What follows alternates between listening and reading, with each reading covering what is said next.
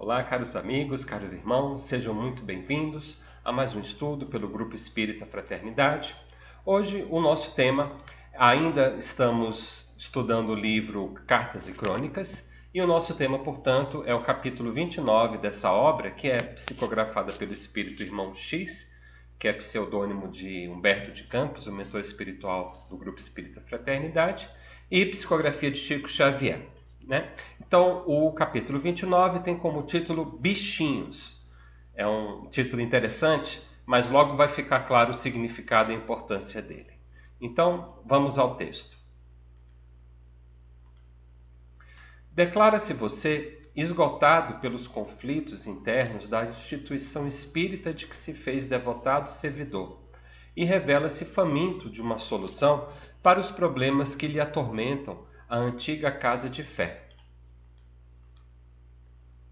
Lutas entre companheiros e hostilidades constantes minaram o altar do templo, onde muitas vezes você observou a manifestação da providência divina através de abnegados mensageiros da luz e hoje, ao invés da fraternidade e da confiança, do entusiasmo e da alegria, imperam no santuário a discórdia, a dúvida, o desânimo e a tristeza. Pede-nos você um esclarecimento, entretanto, a propósito do assunto. Lembro-me de velha e valorosa árvore que conheci em minha primeira infância. Verde e forte, assemelhava-se a uma catedral na obra prodigiosa da natureza. Cheia de ninhos, era o palácio predileto das aves cantoras que, em suas frondes, trinavam felizes. Tropeiros exaustos encontravam à sua sombra, que protegia a cristalina fonte, o reconforto e a paz, o repouso e o abrigo. Lenhadores, de quando em quando, furtavam-lhe pedaços vivos e peregrinos ingratos roubavam-lhe ramos preciosos para utilidades diversas. Tempestades terríveis caíam sobre ela, anualmente, oprimindo-a e dilacerando-a, mas parecia refazer-se, sempre mais bela. Coriscos alcançaram-na em muitas ocasiões, mas a árvore robusta ressurgia, sublime. Ventanias furiosas, periodicamente, inclinavam-lhe a copa, decepando-lhe galhos vigorosos. A canícula demorada impunha-lhe pavorosa sede, e a enxurrada costumava rodeá-la de pesados detritos. O tronco, porém, sempre adornado de milhares e milhares de folhas seivosas, parecia inabalável e invencível. Um dia, contudo, alguns bichinhos começaram a penetrá-la de modo imperceptível. Ninguém lhes conferia qualquer significação. Microscópicos, incolores, quase intangíveis, que mal poderiam trazer ao gigante do solo. Viajores e servos do campo não lhes identificaram a presença. Mas os bichinhos multiplicaram-se, indefinidamente, invadindo as raízes e ganharam o coração da árvore vigorosa, devorando-o pouco a pouco. E o vegetal, que superara as ameaças do céu e as tentações da terra, em reduzido tempo, triste e emurchecido, transformava-se em lenho seco, destinado ao fogo. Assim também, meu caro, são muitas das associações respeitáveis quando não se acautelam contra os perigos, aparentemente sem importância. São admiráveis na caridade e na resistência aos golpes do exterior. Suportam com heroísmo e serenidade estranhas provocações e contundentes pedradas. Afrontam a calúnia e a maldade, a perseguição e o menosprezo público, dentro de inalterável paciência e indefinível força moral. Visitadas, entretanto, pelos vermes invisíveis da inveja ou do ciúme, da incompreensão ou da suspeita, depressa se perturbam e se desmantelam, incapazes de reconhecer que os melindres pessoais são parasitas destruidores das melhores organizações do espírito. Quando o disse-me-disse invade uma instituição, o demônio da intriga se incumbe de toldar a água viva do entendimento e da harmonia, aniquilando todas as sementes divinas do trabalho digno e do aperfeiçoamento espiritual. Que fazer? Pergunta você assombrado.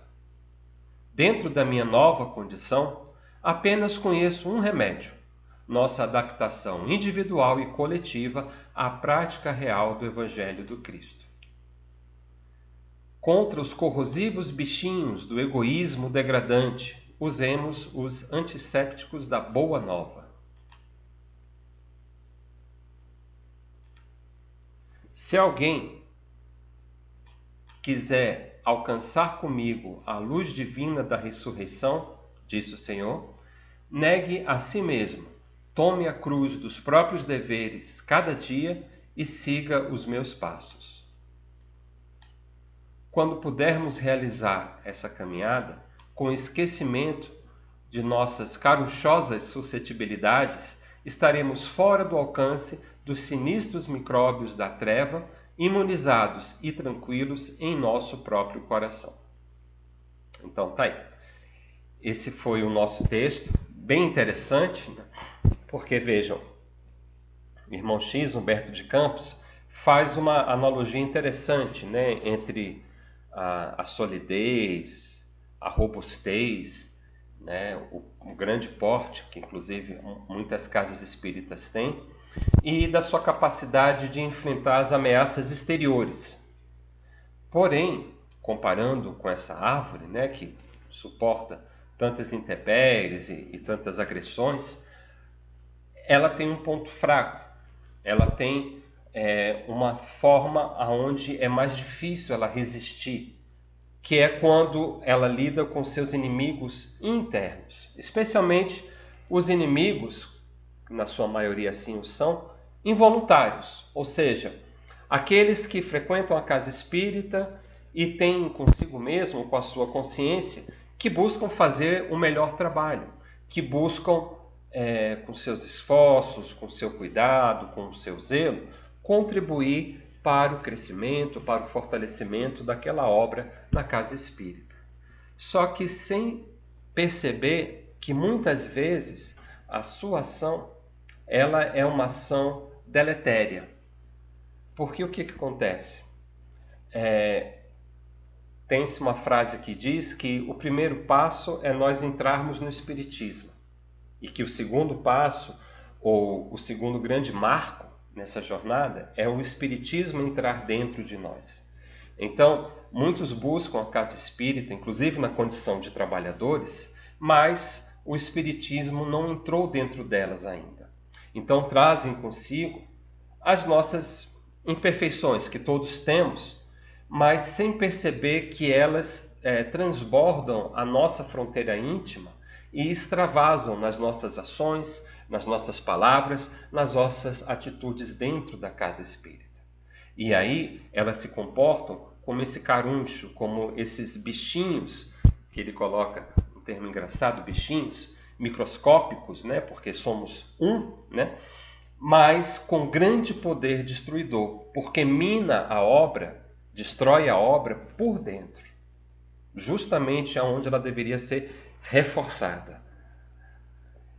E é uma obra que pode ter sido erguida com esforço de uma grande coletividade ao largo de décadas e décadas. E mesmo assim, essa obra ainda é frágil, quando, às vezes, apenas um trabalhador, sem perceber, simplesmente manifestando as sombras que traz dentro de si, começa a trabalhar pela demolição daquela obra. Porque nós somos imperfeitos, todos nós, sem exceção.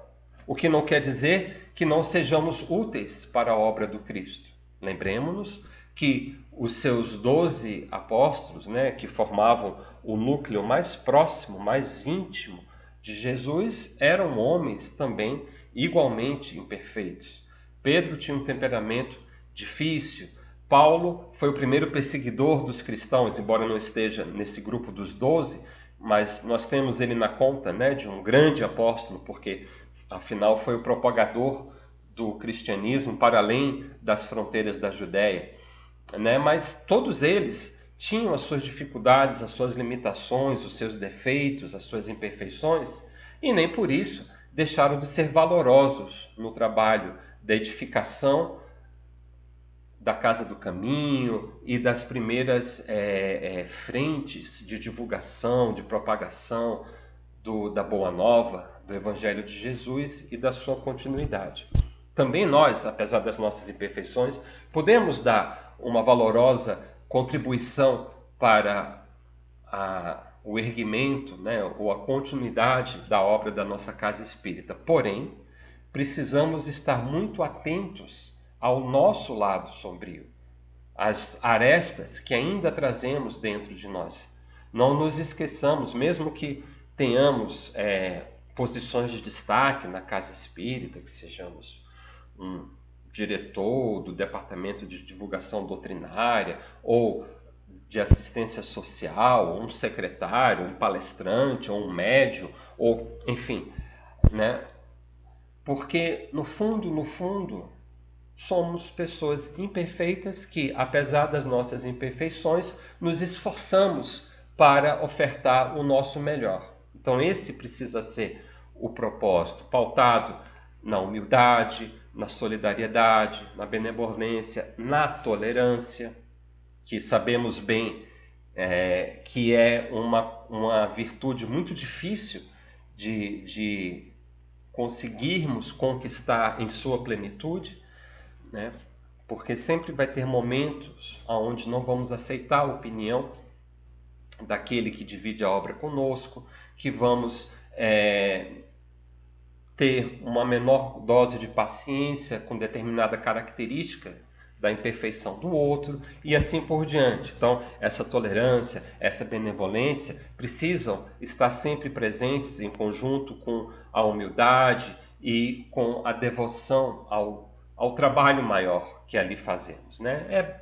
E fica bem dentro desse trecho do Evangelho que o irmão X selecionou para fechar o seu capítulo, que eu coloco aqui em tela novamente, quando Jesus diz, né? Se alguém quiser alcançar comigo a luz divina da ressurreição, negue a si mesmo, tome a cruz dos próprios deveres cada dia e siga os meus passos. Então, é isso que nós precisamos fazer, né? Ou seja, precisamos, primeiro, ao negar a nós mesmos no sentido de combater o nosso orgulho, o nosso egoísmo, a nossa vaidade, que são elementos presentes em todos nós, em maior ou menor grau, mas que precisamos estar muito atentos, porque eles são grandes inimigos íntimos que podem pôr a perder o nosso trabalho e talvez o trabalho de outros na casa espírita. E assumir a cruz dos nossos deveres, ou seja, identificar quais são as responsabilidades que nos competem e tentar executá-las da melhor forma que for possível para nós. Então, esses são os atributos que eu devo ter para que eu possa seguir os passos de Jesus na minha casa espírita, ou, se não for uma casa espírita, na minha igreja, no meu templo, na minha comunidade, onde for. Preciso estar muito atento para que eu não seja esse elemento desagregador. Que eu saiba calar, que eu saiba aceitar, que eu saiba compreender, que eu saiba falar no momento oportuno e de uma forma oportuna.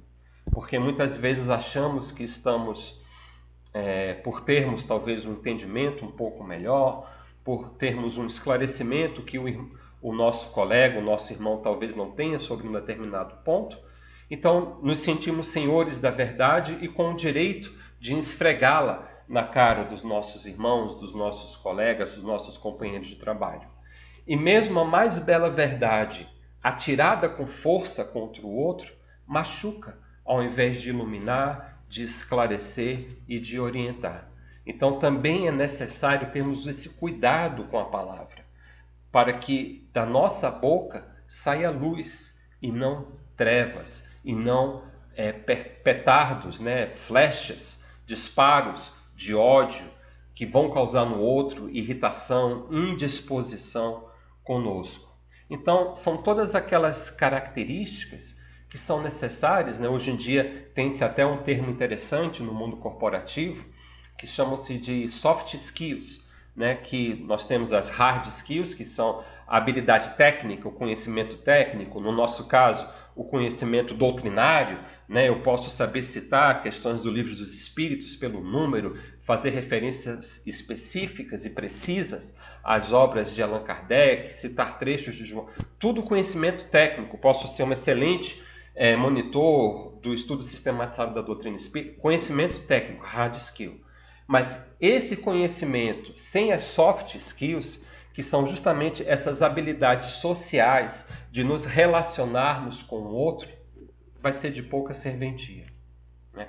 E é muito fácil nos deixarmos deslumbrar pelas nossas hard skills, pelo nosso conhecimento, pelo quanto já estudamos, pelo quanto já sabemos, e esquecer que o conhecimento sem aplicação é inútil.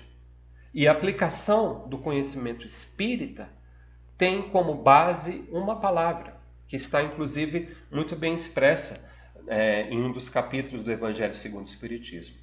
Caridade. Fora da caridade não há salvação, ou, no caso do conhecimento técnico, das hard skills, fora da caridade não há serventia. O meu conhecimento, a minha bagagem de estudos, torna-se estéril se eu não consigo transformá-la em consolo, em alento, em esclarecimento fraterno, em compreensão da situação do outro.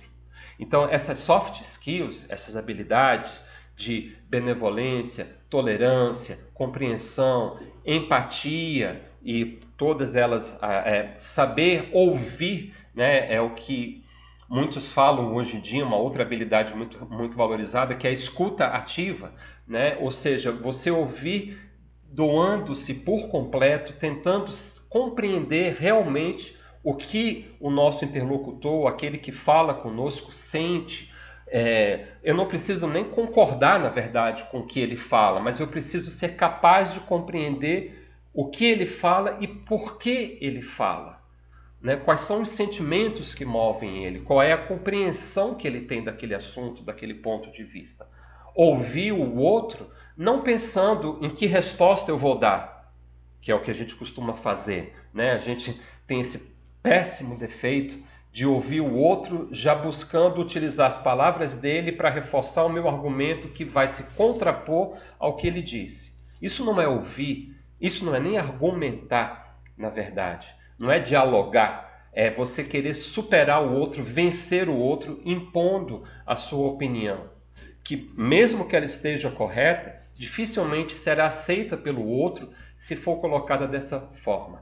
Já uma escuta ativa, uma escuta empática, eu tento compreender, por mais difícil que muitas vezes isso seja, eu tento compreender o que leva o meu irmão, o meu companheiro, o meu cônjuge, enfim, nos diversos ambientes da minha vida, o que leva o outro a falar o que ele está falando, a pensar o que ele está pensando. É quase tentar compreender como ele enxerga aquela situação, que pode ser muito diferente de como eu enxergo. Por isso, esse desafio ele é tão pungente, porque eu tenho que me deixar e tentar ver com os olhos do outro, sentir com o coração do outro, pensar com a mente do outro, né? Então, talvez dessas habilidades, soft skills, essa escuta ativa, essa escuta empática, seja uma das mais valiosas, uma das mais difíceis de serem conquistadas e, por isso mesmo, uma das menos praticadas no nosso dia a dia. Mas é fundamental, porque quando eu escuto o outro, não para respondê-lo, para rebatê-lo, mas sim para compreendê-lo, eu tenho percepções, eu tenho a capacidade de lidar com as ideias dele de uma forma muito mais construtiva, agregando ao meu próprio conhecimento, ao meu próprio entendimento e facilitando traduzir isso de volta para ele, para que então ele não se coloque na condição de opositor num debate acalorado, mas sim de cooperador, daquele que trabalha junto comigo para o resultado comum. Então, essa é uma breve síntese, né, dessas características que significam negar a si mesmo dentro do trabalho espírita, né? É o desenvolvimento dessas soft skills que exigem de nós muita atenção, muito cuidado, que é muito mais fácil eu simplesmente falar o que eu penso, requer de mim menos energia, do que eu elaborar a minha fala de modo a ser melhor compreendida pelo outro, sem machucá-lo, sem ofender a sua autoimagem, a sua dignidade, o seu brio, né? Enfim, para que a minha fala seja colaborativa e não simplesmente a minha revelação da verdade. Então, são questões muito importantes. Mas se nós queremos ser verdadeiros trabalhadores da casa espírita, não tem outra alternativa. Nós temos que trabalhar com o Cristo. Temos que nos esforçar para seguir os seus passos, que é justamente o último trechozinho dessa frase, né, que irmão X colocou no seu texto. Siga os meus passos. Seguir os passos de Jesus significa, então, buscar nos aproximar da sua conduta, do seu modo de agir, de como ele lidava com os desafios e com as dificuldades de falar para aquela população, mesmo para os seus discípulos mais próximos. E, enfim, para concluir o nosso raciocínio, eu trago agora uma outra passagem de uma outra obra, Joana de Ângeles, do livro Florações Evangélicas, onde ela trata sobre um aspecto, um dos grandes desafios dentro desse tema, que é a cisânia, que é justamente essa discórdia, essa briga, esse desentendimento dentro da casa espírita. Então, vamos dar uma olhadinha e refletir sobre esse texto dela. Ela coloca, mas já no finalzinho desse capítulo: se desejas realmente, como apregoas, que cresça o trabalho do Cristo, não faças perniciosa distinção entre os servidores, não sugiras separativismos, não confrontes mediante opiniões que criam ciúmes ou assulam vaidades vãs pelo elogio gratuito, indiscriminado e improcedente, porque todo o coração é maleável à palavra da bajulação dourada, como todo espírito é acessível à referência azeda da impiedade, ao licor embriagante da perversão. Então, ainda tem mais algumas frases, mas analisando esse parágrafo em particular, né? Então, para que a obra do Cristo cresça, ou seja, para que a nossa casa espírita, o nosso templo cristão, enfim, o local aonde nos dedicamos ao trabalho religioso floresça, torne-se mais forte, então eu tenho que tomar cuidado, por exemplo, na hora de lidar com as pessoas. Então, um aspecto que ela coloca aqui, o separativismo, né, é uma tendência que nós temos, infelizmente, de separar as pessoas entre aquelas que simpatizam com a minha opinião, ou que eu simpatizo com a opinião delas, e aquelas que são o contrário.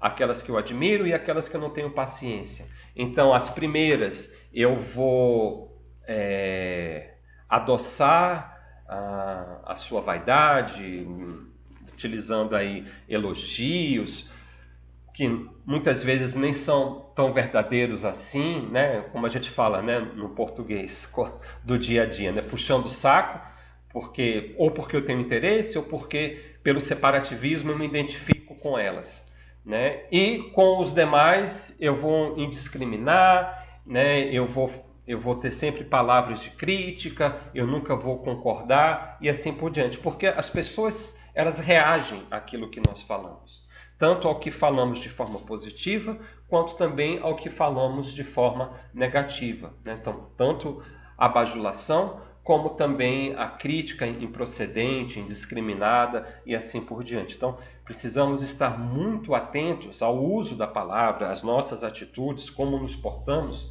para não fomentarmos esse separativismo, né? Porque nós sabemos que um dos princípios milenares de você vencer um oponente forte é separar e dividir as suas forças. Então, continuando, mantém por tua vez o compromisso da doação da palavra amiga e estimulante, quanto da advertência gentil a fim de que possas prosseguir seguro na diretriz do equilíbrio, né?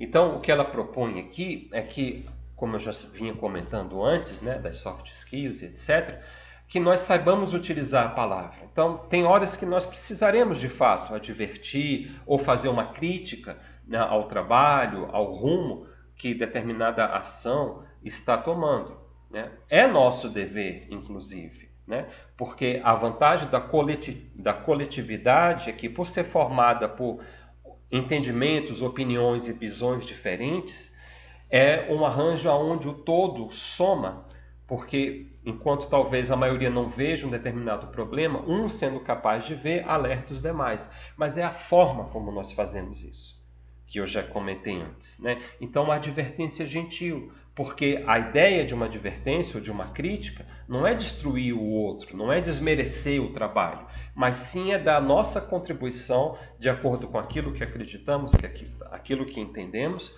para o aperfeiçoamento do trabalho, ou para o aperfeiçoamento daquele colega, daquele trabalhador, daquele irmão, né? E é claro, as pessoas também precisam muitas vezes de uma palavra de estímulo, de incentivo, né? Não é bajular, mas é reconhecer o trabalho positivo do nosso irmão para que ele se sinta motivado a seguir adiante. Porque todos nós que nos dispomos a oferecer parte do nosso tempo no trabalho de construção, religiosa, caridosa, o que for, sabemos que temos que fazer vários sacrifícios. E às vezes a gente pensa, será que vale a pena eu continuar? Será que o meu trabalho é útil? Será que realmente eu faço alguma diferença? E aí é onde a palavra de estímulo, de incentivo, é uma ferramenta muito benéfica para que o todo se sinta fortalecido e siga adiante. E finalmente, recorda que foi a cisânia dos homens que levou Jesus à cruz, através da invigilância de um companheiro enganado.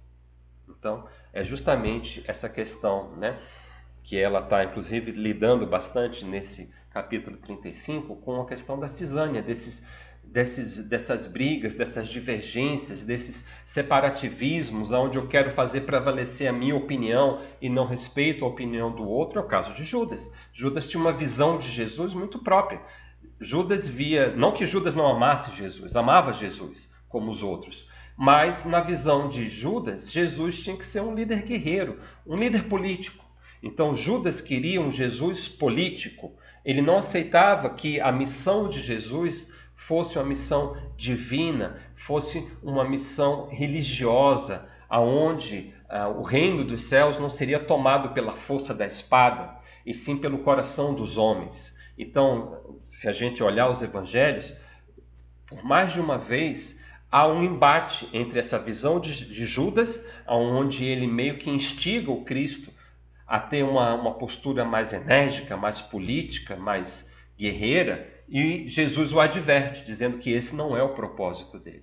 Só que Judas nunca entendeu e quis forçar Jesus a seguir a sua visão, né? Combinando, portanto, com a sua crucificação. Então temos que tomar cuidado se não estamos sendo esses Judas, ou seja, no fundo bem intencionados, né? Judas, por certo, se achava bem intencionado, ele queria defender o seu povo, queria libertar o povo do jugo romano, mas a forma muito pessoal dele se sobrepunha à missão da coletividade, que era a libertação pela Boa Nova.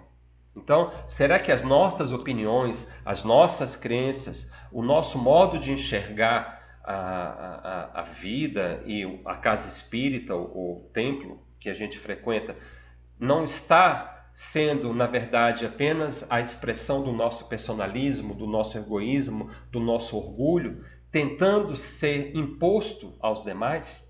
Então, vale muito a pena essa reflexão, né? O negar a si mesmo é o que faltou a Judas, né?